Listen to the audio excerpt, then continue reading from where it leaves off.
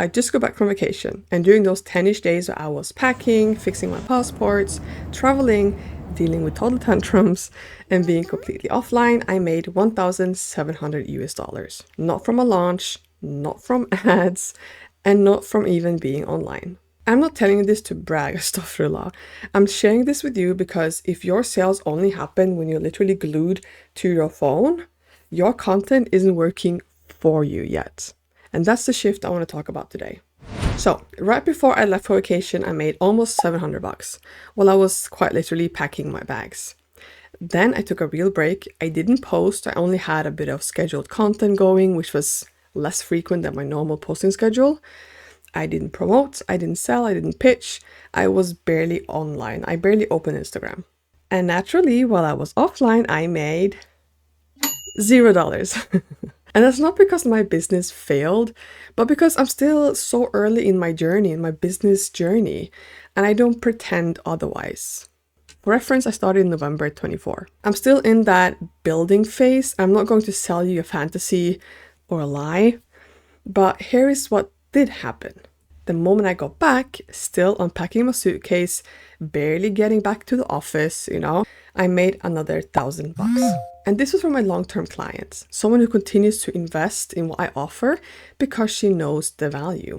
And that's around 1,700 total, tied directly to the work I've already put in through strategic faceless content on Instagram.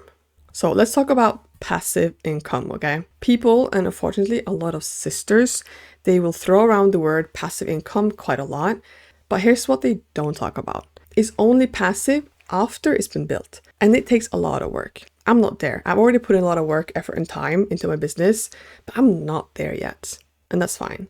You have to lay the foundation. You have to build trust, create results, communicate your value before you disappear or go offline. And some people say, I made 40 bucks in my sleep, or I made 20 bucks in my sleep. I'm like, okay, great. I'm not bashing that. I'm not hating on that. But 40 bucks once in a blue moon isn't what we mean by true passive income. And it's certainly not what your audience thinks of when you use the word passive income. The kind that pays your bills and buys back your time. That kind of income is earned with value, with consistency, with content that's already done the trust building before you step away or go offline. And again, I'm not there yet. I'm not pretending I am. So no, I didn't make the money while I was offline, but the minute I came back, I didn't need to warm up my audience again. I didn't need to do a big launch. I had already built content that was doing the heavy lifting for me. And that's the key. Passive income, sure, it's real. It takes a lot to get there because it's not free. It's earned through value, through trust, and through a system that runs when you don't. This is something you will hear me say a lot throughout my content, and that is having content that works for you, not against you. If your content isn't working for you, it is essentially working against you, and you don't want that. And that sounds very fancy, but what does that actually look like? So here are some examples from my own business and my own content. One, it means that someone finds an old reel I made maybe months ago, and it still moves them to reaching out or DMing or purchasing, essentially creating leads. Two, it means my audience already know what I offer, what I stand for, and how I can help them because my content has told them. And it means someone I have helped before or worked with before doesn't need to be reconvinced or resold to because they already see the results, so they come back. And I'm far from perfect. I still have a lot to work on, but my audience, most of the time I hope, isn't confused about what I do. They're not asking what I'm selling because my content already told them quite clearly and consistently. And that's content doing the work for me. I'm not launching every week. I'm not chasing people. Not at all. I don't reach out to people. They come to me because my content has already done the job of positioning me as someone who knows what she's talking about, showing up consistently for the right person, speaking directly to their struggles and desired outcome, and making it clear how I can help without constantly hard selling or hard pitching. And this is where a lot of Muslim-run businesses fall short. And I say this with love, okay? But you create the product, you set up a page, you announce it once or twice, and nothing happens.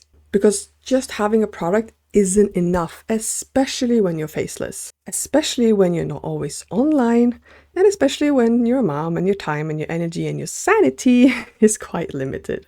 The mindset is often, if it's good, people will buy it.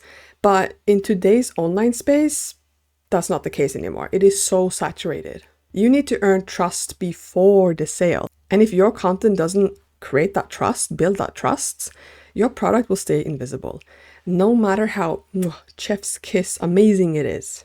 But it absolutely can if you learn the skills and build it intentionally. Here's some common mistakes I see in Muslimah businesses or content online. Someone offers hijama or Quran classes, but all their content is informational or educational content. Nothing that really builds connection. It is important to have educational content, but you also need that connection and trust building content.